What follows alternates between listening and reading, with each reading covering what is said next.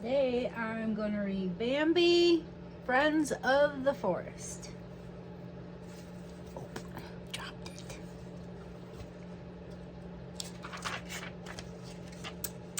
Here we go. Wake up, everyone, chirped the bluebird one fine autumn morning. The prince is here. Bambi's friends watched as the handsome fawn walked gracefully down the path. The opossums called out their upside-down greetings, and the squirrel and chipmunk chattered hello too. Today Bambi is going to the lake for the very first time, Thumper the bunny explained to the old owl. Then he added proudly, and I will introduce him to the animals who live there. The owl looked down at Bambi and said, "Remember what your mother told you, young fellow. Be very alert in the forest and run away quickly if ever you meet with danger." Bambi listened carefully, for surely his mother and the wise old owl knew what was best for him. Not far away, Thumper's sister had discovered a small hollow log. "Would you like to play too, Bambi?" they asked as they raced in one end and out the other. "Oh, I'd like that, but I'm too big for that game," Bambi replied politely. "Plus, I'm very busy." Then Bambi and Thumper came to the burrow where their friend Flower lived. They asked the little skunk if he wanted to join them, but Flower said no. There was a very mean fox in the woods, he warned, peeking out from behind two big daisies. Oh no. Now Thumper knew that he should be afraid too, but he had so many things to do today that he just didn't have time to worry about a fox. So off he hopped, and Bambi followed close behind as Thumper led the way deeper and deeper into the big forest. "Bambi is becoming very brave," said Mother Quail as the fawn pranced by, and her family agreed.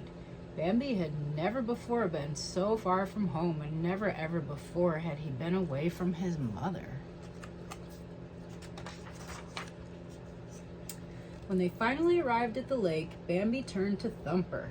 "It is as beautiful as you said it would be," he said, and then, sounding a bit disappointed, he asked, "But where are all the animals?" Out of the tall grass came a big green frog. "They're here all right," he told them, "but they're hiding. That wicked fox was here this morning," and then with a hop and a plop he disappeared into the water. And the animals were there, and they soon came out one by one to meet the handsome prince. Mother Duck was the first to appear. She called her ducklings, telling them to come out too. Bambi was delighted. He had never before seen birds who could swim, nor for that matter he had seen birds who could do such special tricks. Bambi stepped back surprised as the next animal, a prickly-looking fellow, came waddling out from behind a big rock.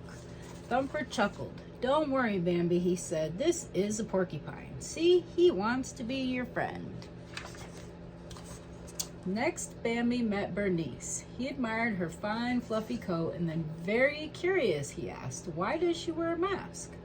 Thumper chuckled again. "That's not a mask, Bambi. That's the way a raccoon is supposed to look." Although the beavers were busy working, they too came over to meet Bambi. "I've seen your father," the youngest beaver told Bambi. "He comes here often to take a drink." Bambi was just taking a cool, refreshing drink himself when suddenly he heard a chipmunk's loud, nervous chatter. "Shh, run and hide! The fox is near!" With a hurry and a scurry, the animals quickly rushed away. But little Thumper, who was so far from his safe, snug home, didn't dare to move. "Maybe the fox won't notice me," he thought. Bambi was frightened too, but he never knew that his friend was in worse danger than he was. He saw the large fox slowly and slyly creeping towards the tiny, helpless bunny. Bambi thought quickly, "Surely I can outrun that fox." So without a bit of hesitation, Bambi leaped between the fox and Thumper, and just as Bambi had planned, the fox did start to chase him. Through the forest they ran, over logs and bushes and rocks and twigs, with the fox never far behind. Bambi's hooves pounded the ground, and his heart beat fast as the fox got closer and closer. And then, at the very moment when Bambi felt he could run no more, a large, powerful stag stepped out from behind a tree. He lowered his majestic antlers and charged. The fox, who was frightened, indeed stopped in his tracks, turned hastily, and dashed off into the woods. Breathless, Bambi looked up at the stag. He knew that this must be his father, the mighty king of the forest, whom his mother had told him so much about. The king spoke to his little son. "You didn't know it, Bambi, but you are much too young to outrun such a fox," he said in a deep, kindly voice.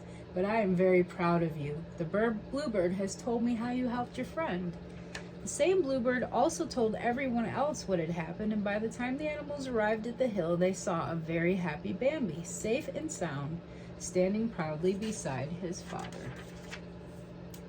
Thumper, who was the happiest of them all, hopped over to Bambi and looked gratefully up at his friend. "Thank you for saving my life, Bambi," he said. "You're not only my best friend, but you're my bravest friend, too." How sweet. I hope you enjoyed my story.